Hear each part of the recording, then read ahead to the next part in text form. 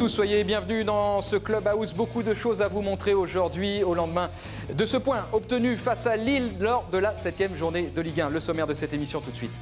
Dans quelques instants, nous allons revoir les faits marquants de cette rencontre face à Lille. Il y a eu beaucoup d'occasions. Nous serons en compagnie de Marius Trésor, invité également de cette émission. David Bellion, avec lui, on fera le point sur son état de santé. On essaiera de savoir si il est prêt à retrouver le chemin des terrains rapidement. Et puis, avec Olivier Faure, les dernières infos concernant votre club préféré. Allez, c'est parti, on a le plaisir de recevoir Marius Trésor, comme après chaque rencontre de Ligue 1. Marius, bonjour. Emmanuel, bonjour, et amis abonnés, je vous souhaite le bonjour. On va revivre avec vous les temps forts de cette 7e journée de Ligue 1, la réception du LOSC face à Bordeaux. Le score, vous le connaissez. Vous avez commenté le match avec Olivier Faure. Allez, après une bonne nuit de sommeil, quelle est votre analyse de cette rencontre ?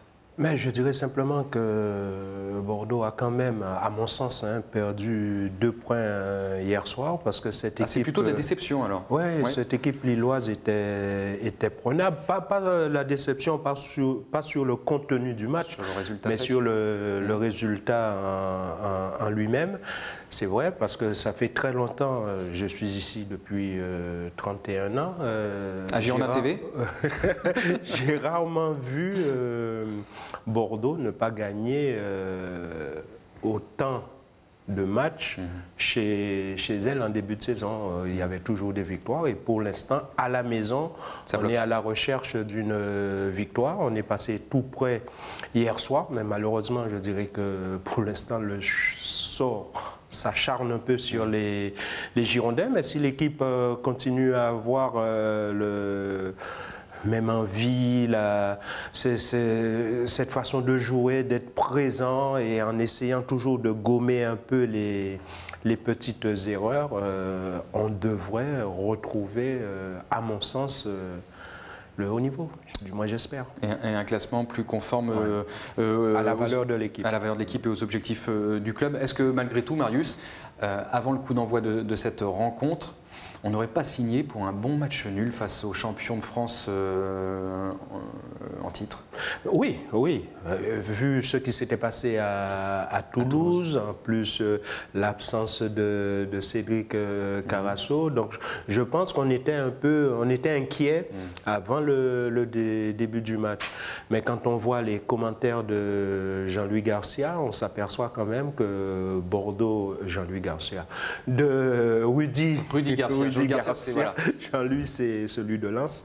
On s'aperçoit que Bordeaux a fait ce qu'il fallait, surtout en première mi-temps, parce que lui, il a trouvé que c'était la pire, depuis le début de la saison, la pire première mi-temps jouée par son équipe. Si l'équipe a mal joué, c'est que Bordeaux avait mis la pression qu'il fallait sur cette équipe.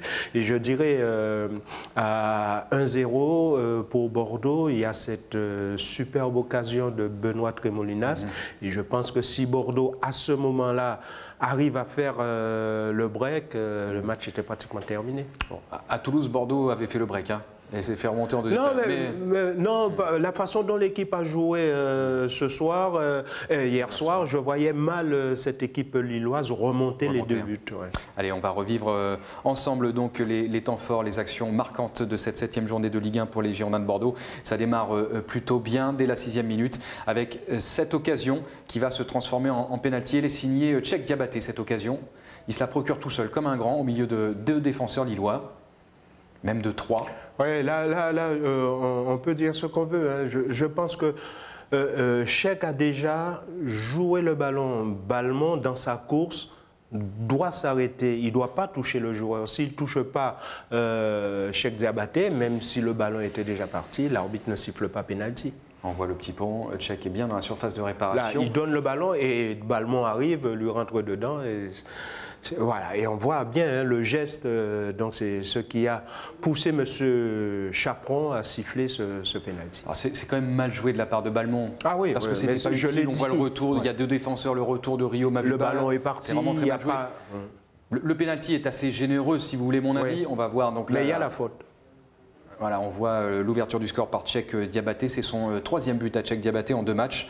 Ouais. Très bien pour l'international malien qui a quand même frappé les esprits. On reviendra sur sa prestation un petit peu plus tard, Marius. Mais juste pour s'arrêter quelques secondes sur la faute commise par Florent Balmont, les 2 pieds sont quand même décollés. Je pense que c'est ça qui a troublé Monsieur Chaperon. Chaperon. Ouais.